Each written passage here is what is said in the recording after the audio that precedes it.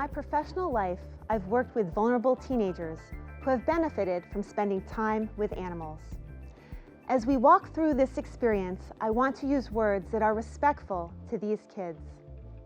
When talking about young people, ages 13 to 18, who have experienced abuse, neglect, mistreatment, and have been court-ordered to a youth residential facility through the juvenile justice system or children and youth services, I will use the terms at-risk and disadvantaged youth, clients, and kids.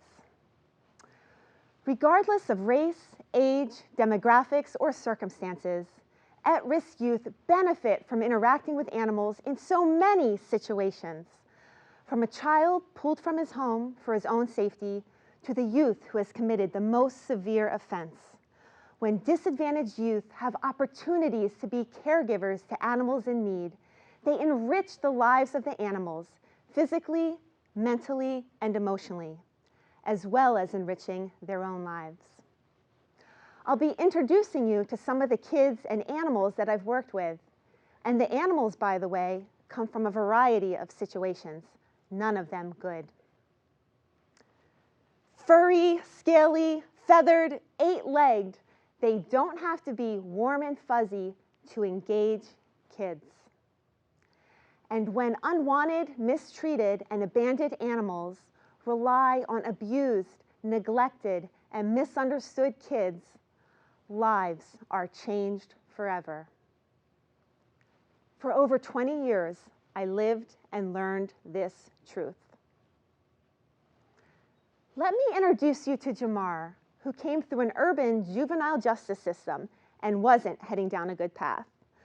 When I offered Jamar the opportunity to work with animals while on placement, he rolled his eyes and said, "I don't even like animals, but I guess I'll give it a try." An unexpected surprise came when we visited a dairy farm to learn how to milk cows. We were touring the farm when all of a sudden, a pregnant cow started to give birth. But after a few moments, it was clear that something was wrong. The calf was stuck inside its mom. The farmers yelled, "We need help!" Jamar climbed into the pen, grabbed a hold of a calf hoof, and pulled with all his strength.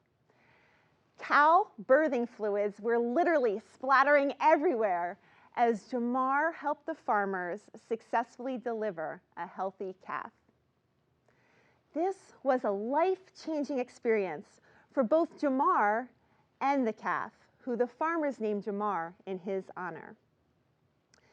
Jamar, the kid, was so moved by this experience that he wrote a letter to the county judge who had sentenced him, describing how delivering a calf had totally changed his perspective on life. Feeling what it was like to have another living creature depend on him to survive instilled in Jamar responsibility, confidence, trust, leadership, tools that build self-esteem. Jamar successfully completed the program and went on to graduate from an accredited animal care vocational training course and pursued a career working with animals. But Jamar the calf was also forever changed. The farmers brought Jamar the calf to live at the sanctuary where my clients volunteered so that the kids could have the experience of raising him. The plan was that once Jamar got too big, the farmers would take him back. And I think you all know what that meant. As Jamar grew bigger, the kids became inconsolable at the thought of him becoming food.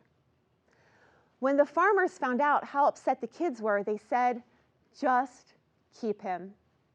Jamar's life had been saved. I always knew at some level that working with animals positively impacts the lives of at-risk youth. But it wasn't until I received a phone call from my former client, Alasia, that I realized the depth of the healing that can occur. Alasia had been court-ordered to a youth residential program through the juvenile justice system due to her heavy involvement in gang activity. While in placement, she spent a lot of time caring for rescued animals at a sanctuary. After leaving the program, Alasia distanced herself from her former gang and pursued a career working with animals. 2 years later, I got a phone call. "Miss Jamie, it's Alasia. Do you remember me? I miss the animal sanctuary so much. Your program helped me so much." And then she said, "Working with the animals taught me how to love again." The animals offer unconditional love and acceptance without judgment. The kids, many of whom have experienced trauma, form strong emotional bonds with the animals they care for, and this can facilitate sharing emotions with humans, which we can describe as emotional empathy. And this is a game changer. I knew that I had to find a way to quantify these outcomes, and that is how Alasia's phone call inspired my master's level research project, Empathy Through Animals, generating evidence-based outcomes for empathy development. Published in the Juvenile and Family Court Journal, it was one of the top 20 most downloaded papers in 2017 and convinced the administrators of one of Pennsylvania's residential facilities for the most severe juvenile offenders to initiate and fund an animal program. I'm sharing this with you not just because it's personally exciting to me, but because it shows that interacting with animals is becoming an increasingly acceptable, effective, and evidence-based approach to help kids. Now, let me share a key insight from my research. If you look at the graph, you can see that yellow represents the test group and orange is the control group. The kids who cared for rescued animals at a sanctuary reported increases in emotional empathy more than 2 times greater than those who did not. And when we divide the study into gender-based outcomes, the results are even more striking. Clients identifying as males also reported increases in emotional empathy 2 times greater. But the clients identifying as females reported increases in emotional empathy more than 4 times greater after caring for animals. In addition to gender identity, my research also looked at ethnicity, demographics, environment, and circumstances of placement for the kids who reported increases empathy through caring for animals. These results are so important because mounting evidence has shown, and mounting research has shown, strong correlations between low empathy and juvenile delinquency. Now, let's meet some of the animals who have been impacted by this approach. Harley the goat had been chained to a porch, was emaciated and covered in tumors when he was rescued and brought to the animal sanctuary. The vet said that Harley wouldn't survive. But Harley not only survived, he thrived, turning into the leader of the barnyard. Elvis the cockatoo had already been rehomed 3 times.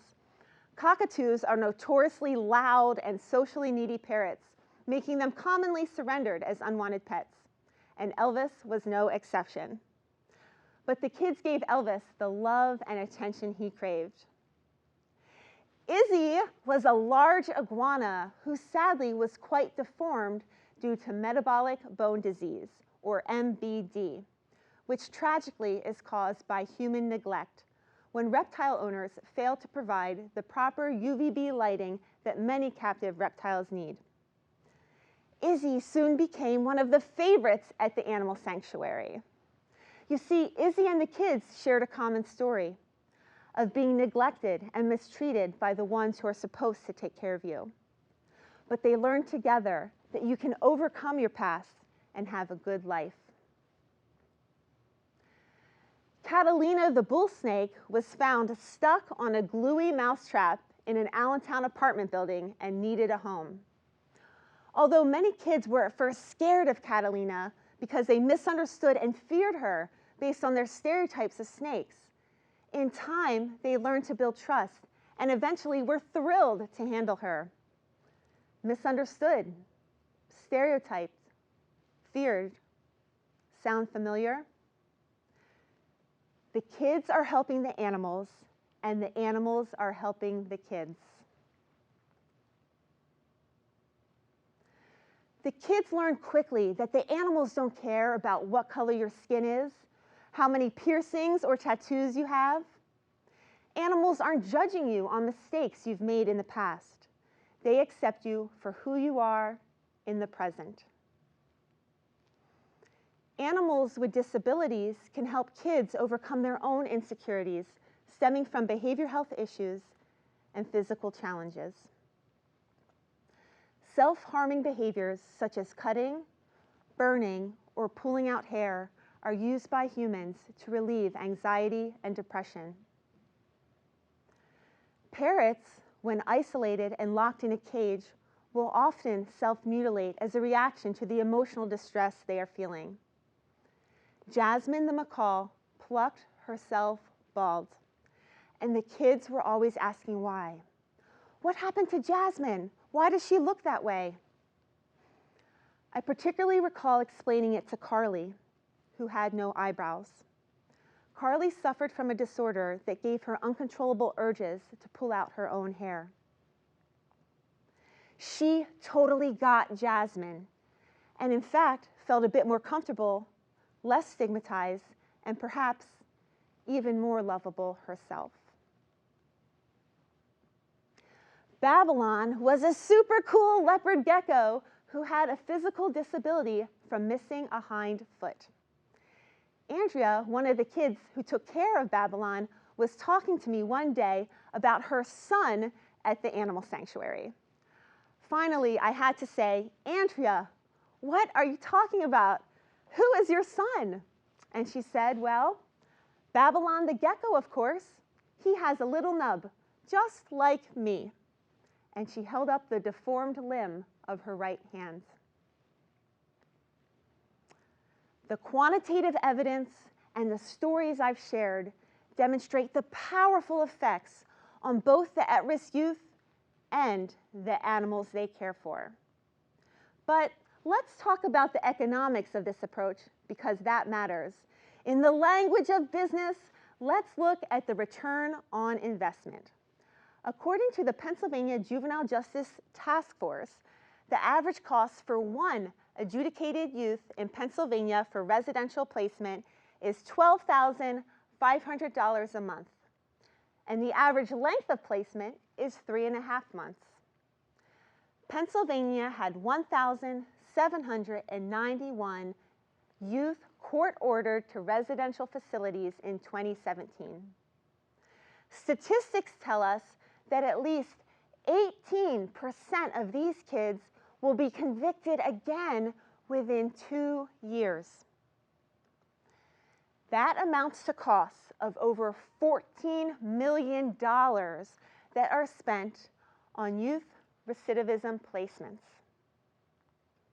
What if we invested a fraction of that funding into preventing kids from reoffending by engaging them in animal programs to develop empathy while they are in placement?